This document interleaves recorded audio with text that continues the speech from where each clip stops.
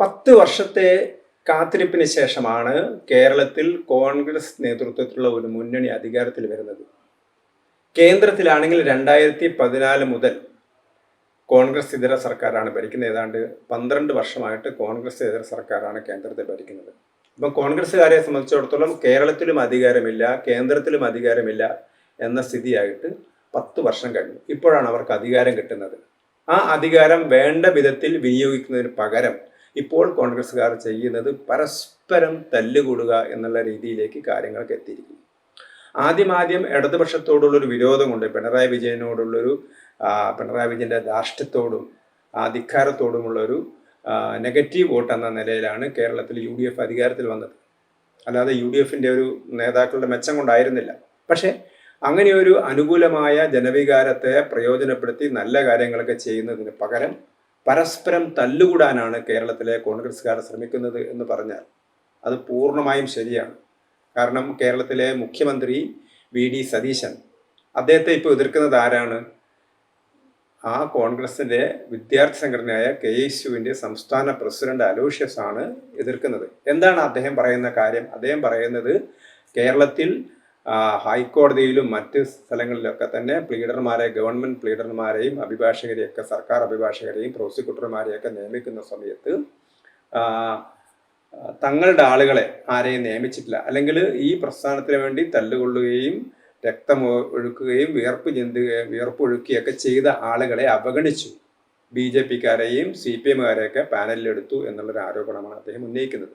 അപ്പൊ ഇതൊരു രണ്ട് വ്യക്തികൾ തമ്മിലുള്ളൊരു തർക്കം മാത്രമല്ല. കാരണം സതീശനെ ന്യായീകരിക്കാൻ വേണ്ടി പലരും രംഗത്ത് വരുന്നുണ്ട്, അലോഷ്യസിനെ ന്യായീകരിക്കാൻ വേണ്ടി പലരും രംഗത്ത് വരുന്നുണ്ട്.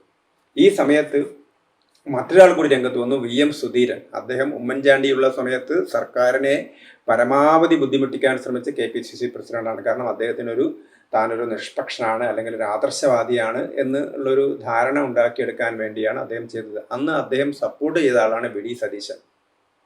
ആ VD സതീശൻ ഇത്തരത്തിലുള്ള അപാകതകൾ കാണിക്കുന്ന സമയത്ത്, തെറ്റ് ചെയ്യുന്ന സമയത്ത് ആ തെറ്റിനെ എതിർക്കുന്ന അലോഷ്യസിനോട് അദ്ദേഹം പറഞ്ഞത് എന്താണ്? യൂത്ത് കോൺഗ്രസും അതേപോലെ തന്നെ KSUവും എന്നും സ്വന്തം അഭിപ്രായങ്ങൾ വെട്ടിത്തുറന്ന് പറയാൻ തൻ്റെടവും ആർജവുമുള്ളവരായിരിക്കണം, അങ്ങനെ തന്നെയാണ് എന്ന് ഞാൻ കരുതുന്നു എന്നാണ് അദ്ദേഹം പറഞ്ഞത്. അപ്പം അതിൻ്റെ അർത്ഥം VD സതീശനുമായുള്ള പോരാട്ടത്തിൽ അലോഷ്യസിന് VM സുധീരന്റെ കൂടി പിന്തുണയുണ്ട് എന്നുള്ളതാണ്. ഇതേ VM സുധീരനാണ് ഇത്ര കാലവും VD സതീശനെ പിന്തുണച്ചിരുന്നത്. അത് മറ്റൊരു കാര്യം.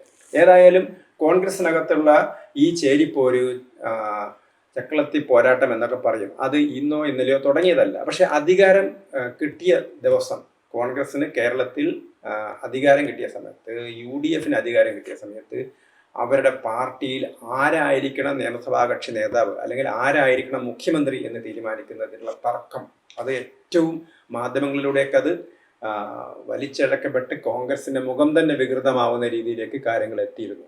കാരണം കേരളത്തിലെ കോൺഗ്രസ് MLAമാരിൽ ബഹുഭൂരിഭാഗവും KC വേണുഗോപാൽ മുഖ്യമന്ത്രി ആവണമെന്ന് ആവശ്യപ്പെട്ട ആളുകളാണ്.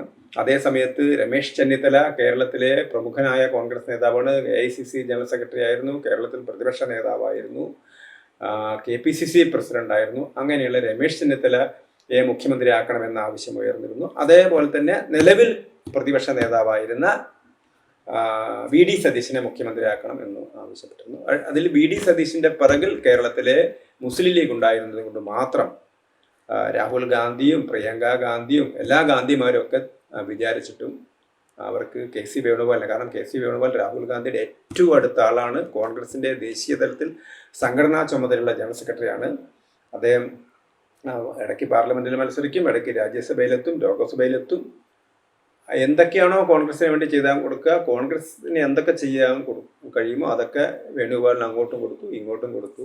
പക്ഷേ വേണുഗോപാലിനെ മുഖ്യമന്ത്രിയാക്കാൻ രാഹുൽ ഗാന്ധി വിചാരിച്ചിട്ട് നടന്നില്ല, അല്ലെങ്കിൽ രാഹുൽ ഗാന്ധി വിചാരിക്കുന്നു എന്ന് ജനങ്ങളെ തോന്നിപ്പിച്ചിട്ട് നടന്നില്ല എന്നുള്ളതാണ് സത്യം. അവിടെ മുസ്ലിം ലീഗിന്റെ ഒരു പ്രശ്നമായിരുന്നു. അങ്ങനെ മുസ്ലിം ലീഗിന്റെ സമ്മർദ്ദത്താൽ മുഖ്യമന്ത്രിയായ VD സതീശനോട് കണക്ക് തീർക്കാനാണ് ഇപ്പോൾ ആര് ശ്രമിക്കുന്നത്? KC വേണുഗോപാൽ ശ്രമിക്കുന്നത്. അതാണ് ഇപ്പോൾ കാണുന്ന കോൺഗ്രസിലെ ഈ പോരാട്ടം. അല്ലാതെ ഇത് ഇപ്പുറത്ത് നിൽക്കുന്നത് അലോഷ്യസ് അല്ല, ഇപ്പുറത്ത് നിൽക്കുന്നത് KC വേണുഗോപാലാണ്. KC വേണുഗോപാൽ ചെയ്യുന്ന എന്താണ്? മുഖ്യമന്ത്രിമാരുടെയും മന്ത്രിമാരുടെയൊക്കെ പ്രൈവറ്റ് സ്റ്റാഫിനെയൊക്കെ നിയമിക്കുന്ന സമയത്ത് അദ്ദേഹം തൻ്റെ ആളുകളെ പേര് കൊടുക്കുന്നു. പക്ഷേ പല ആളുകളെയും സ്വീകരിക്കാൻ KC വേണുഗോപാൽ തയ്യാറാവുന്നില്ല എന്നാണ് അറിഞ്ഞത്. പല മന്ത്രിമാർക്കും പ്രൈവറ്റ് സെക്രട്ടറിമാരായിട്ടില്ല. കാരണം മുഖ്യമന്ത്രിയുടെ ഓഫീസ് സമ്മതിക്കണം. അപ്പം KC വേണുഗോപാൽ പറഞ്ഞ ആളുകളെ ഒന്നും അനുകൂലിക്കാൻ ആര് തയ്യാറാവുന്നില്ല? മുഖ്യമന്ത്രി തയ്യാറാവുന്നില്ല. ഇപ്പോൾ ഉന്നത വിദ്യാഭ്യാസ മന്ത്രി റോജി ജോണും അതേപോലെ തന്നെ ആരോഗ്യമന്ത്രി മുരളീധരൻ മാത്രമാണ് മുഖ്യമന്ത്രി VD സതീശനെ അനുകൂലിക്കുന്നത്. ബാക്കി എല്ലാ ആളുകളും KC വേണുഗോപാലിൻ്റെ ആളുകളാണ്, ചെന്നിത്തല ഒഴികെ. അപ്പോൾ ചെന്നിത്തലയുടെ പ്രതിനിധി, ബാക്കി ആളുകളൊക്കെ തന്നെ KC വേണുഗോപാലിൻ്റെ പ്രതിനിധിയാണ്. ഈ ഒരു പശ്ചാത്തലത്തിലാണ് കോൺഗ്രസിലെ ഈ പോരാട്ടത്തെ കാണേണ്ടത്.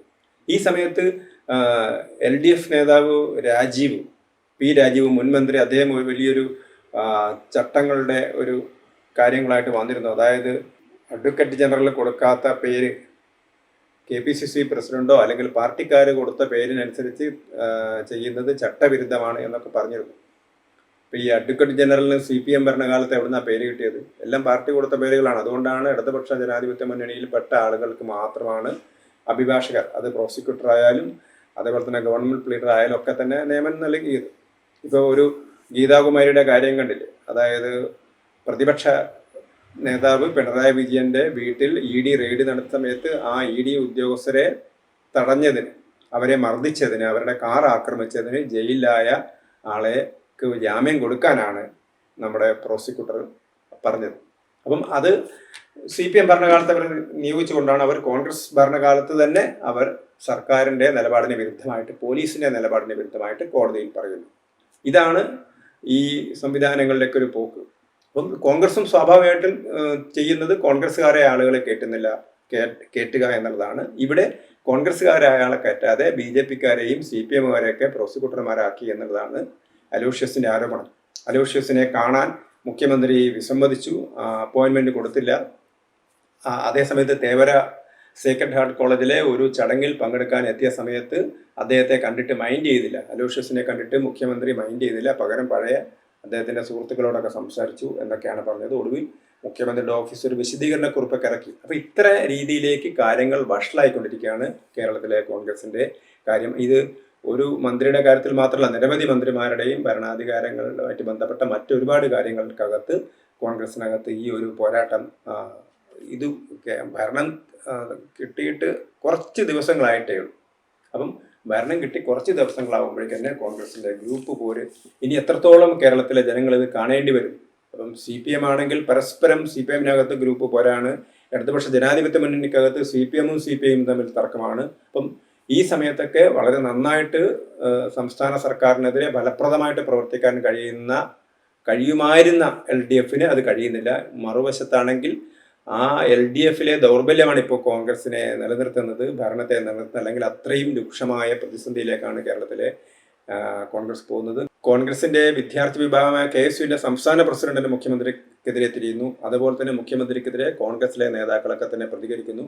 ഈ ഒരു ഘട്ടത്തിൽ കോൺഗ്രസിലെ ആ ഗ്രൂപ്പ് വഴക്കത് മൂർധന്യതയിലേക്ക് എത്തുകയാണ്. VD സതീശനാണെങ്കിൽ ഏതാണ്ടൊരു ആദ്യ ദിവസങ്ങളിലൊക്കെ ജനങ്ങളിടയിൽ പ്രതീക്ഷ ഉണ്ടാക്കാൻ കഴിഞ്ഞെങ്കിലും ഇപ്പോൾ അദ്ദേഹം ഒരു കോമാളിയെ പോലെയാണ് അദ്ദേഹം പെരുമാറുന്നത്. നമുക്കറിയാം 10,000 കോടി രൂപ ടാറ്റ നിക്ഷേപിക്കുമെന്നാണ് അദ്ദേഹം പരസ്യമായിട്ട് ചാനലിലൂടെ മാധ്യമങ്ങളോട് പറഞ്ഞത്. ഇപ്പോൾ ടാറ്റ പറഞ്ഞു ഞങ്ങൾ അങ്ങനെ ഒരു 10,000 കോടിയിലൊന്നും ഇട്ടിട്ടില്ല, 500 കോടിയാണ്, അത് നേരത്തെ തന്നെ അതിൻ്റെ കരാർ വെച്ചതാണ് എന്നൊക്കെ പറഞ്ഞു. അപ്പം അങ്ങനെ മുഖ്യമന്ത്രി അല്ലെങ്കിൽ മുഖ്യമന്ത്രിയുടെ ഓഫീസ് അങ്ങനെ നാണം കിട്ടിയിരിക്കുകയാണ്. അപ്പം പല കക്ഷികളൊക്കെ ഉൾപ്പെടെ പല നിക്ഷേപകർ ഉൾപ്പെടെ 10,000 കോടി എന്നാണ് പറഞ്ഞത് എന്നാണ് ഇപ്പോൾ അവർ വിശദീകരിക്കുന്നത്. എന്ത് തന്നെയായാലും കേരളത്തിലെ കോൺഗ്രസിനകത്ത് ഉണ്ടായിരിക്കുന്ന ഈ രൂക്ഷമായ പ്രതിസന്ധി അത് പരിഹരിക്കാൻ അവർക്ക് കഴിയുമോ എന്ന് നമ്മളെല്ലാവരും ഉറ്റുനോക്കുകയാണ്.